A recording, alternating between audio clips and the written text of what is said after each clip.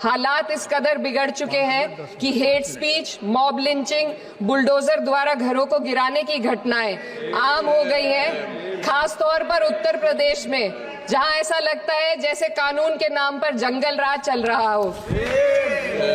अस्सलामु अलैकुम वरहमतुल्लाहि वबरकातुहू। मोहतरम नाज़रीन, कैसे हैं? उम्मीद करता हूं आप लोग खैरियत से होंगे। अल्लाह पाक आप लोगों को खुश रखे, आबाद रखे।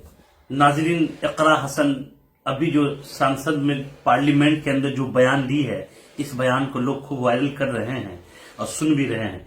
आइए, अभी जितने भी मुस्लिम सांसद हैं, नेता है, जो पार्लियामेंट के अंदर पहुंचते हैं, वो बिल्कुल असदुद्दीन ओवैसी की पार्टी की तरह आवाज उठा रहे हैं, चाहे वो समाजवादी पार्टी से हो, कांग्रेस से हो या AIMIM हो।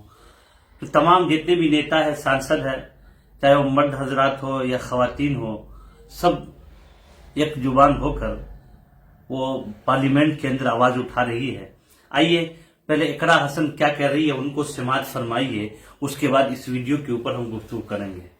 भारत के संविधान के 75वें वर्ष की चर्चा के मौके पर मैं सबसे पहले संविधान बनाने वालों की दूरदृष्टि को सलाम करती हूँ। एक युवा सांसद के तौर पर मैं अपनी उम्मीदों को संविधान के साथ जोड़कर खास तौर पर ये बताना चाहती हूँ कि आज हमारे देश में पिछड़े, दलित, अल्पसंख्यक समुदाय को किस तरह अपने संवैधानिक अधिकारों और आजादियों की हिफाजत के लिए हर रोज मुश्किलों का सामना करना पड़ रहा है।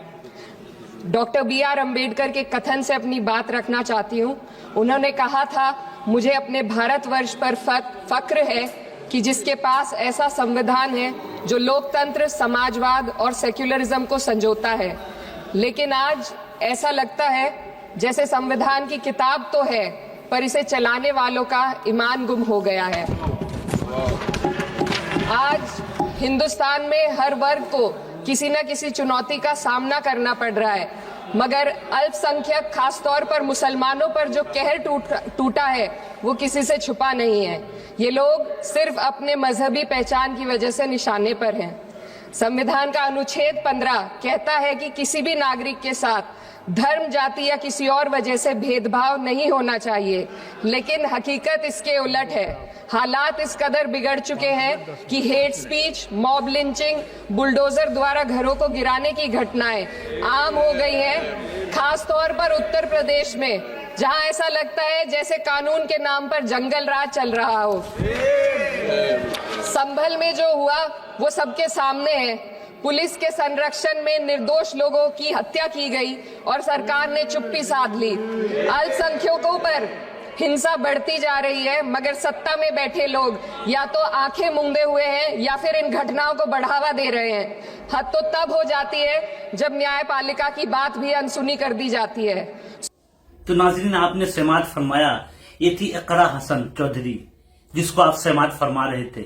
इकरा हसन और उनके पार्टी राहुल गांधी भी कहते हैं, इकरा हसन भी कह रही थी, संविधान से देश चलता है। संविधान जो बाबा साहब अम्बेडकर, उनके अलावा बड़े बड़े जो नेता थे, जो कानूनदा थे, जो बैठकर सबके मशवरे से जो कानून बना है, जो संविधान बना है, उस संविधान से देश चलेगा। देश गुंडागर्दी से नहीं चलता है। उसके बाद इकरा हसन ने कहा कि मुसलमानों के साथ जो हो रहा है वो आपके सामने है। कभी बाबरी मस्जिद को लेकर,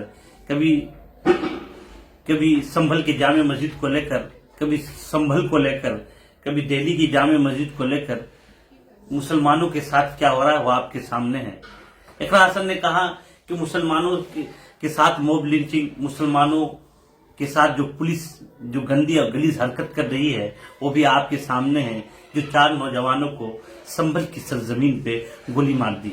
उसके बाद इकरा हसन ने कहा कि हमारे नबी अकरम सल्लल्लाहु अलैहि वसल्लम के शान में यति नरसिंहानंद ने जो बात कही है, जो गुस्ताखी की है, वो नाकाबिल दीद, नाकाबिल बयान है। इस तरह की बात जिसको दी चाहता है मीडिया पे आकर हमारे प्रोफेट मोहम्मद सल्लल्लाहु अलैहि वसल्लम की शान में इस तरह की बात करता है, इस तरह की बात जो कर रहा है, और देश के जो कुछ कानून बनना चाहिए, जो इस तरह किसी मजहब के खिलाफ, किसी ऋषि मुनि के खिलाफ कोई भी बात खोले, जुबान खोले, बात कहे, तो उसको जेल के अंदर कानून के साथ बंद कर दिया जाए।